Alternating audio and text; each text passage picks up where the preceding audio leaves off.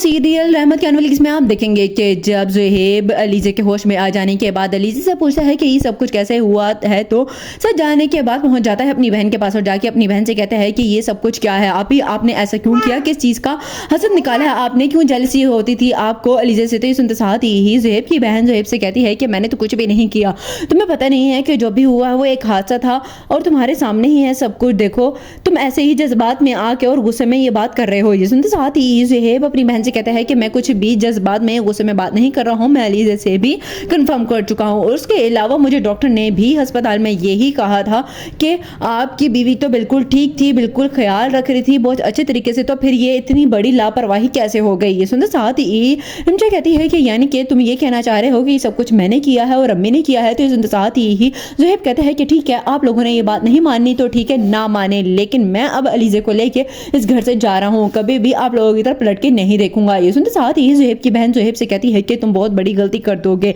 देखो जो सच है वो तुम्हें नहीं पता है। सुनते साथ ही ज़ुहैब अपनी बहन से कहता है कि मुझे पता चल चुका है अलीज़े के हाथ पे इस तरह अचानक से चाय गिरना और उसका जेवर गायब होना और साथ के साथ अब इतना बड़ा हादसा, मैं मज़ीद अब कोई रिस्क नहीं लूंगा। दूसरे सीन में आप देखेंगे कि उधर जब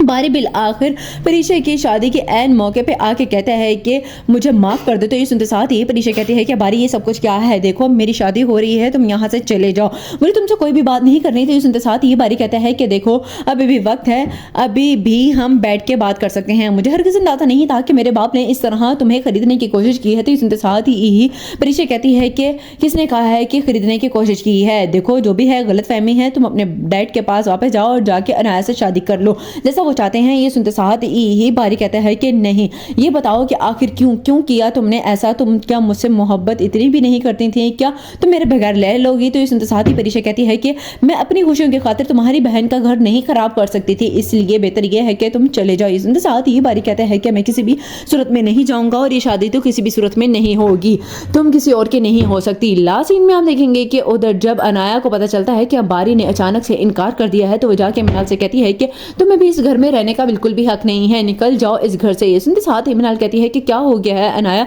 मुझे बताओ तो सही, कुछ क्या हुआ है, इस तरह क्यों मूड खराब कर रही हो। ये सुनते साथ ही अनाया कहती है कि बस कर दो, तुम दोनों बहन भाई मुझे कठपुतली समझते हो, जब चाह खेल लिया, जब चाह मुझे साइड पे रख दिया। ये सुनते साथ ही मिनाल कहती है कि नहीं ऐसा हरगिज नहीं है, देखो तुम्हारी और बारी की शादी हो तो रही है ना, सब कुछ ठीक हो गया है। सुनते साथ ही अनाया कहती है कि मुझे बेवकूफ बनाने की जरूरत नहीं है, तो मैं क्या बताया नहीं है बारी ने, या तुमसे मशवरा नहीं किया होगा मना करने से पहले, और तुम्हारे डैड उन्होंने भी अच्छा नहीं किया है। ये सुनते साथ ही मिनाल कहती है कि मुझे नहीं पता था जो भी कुछ हुआ है, खैर तुम इस तरह गुस्सा ना करो और मैं इस घर से नहीं जाऊंगी जब तक रहील नहीं कहता।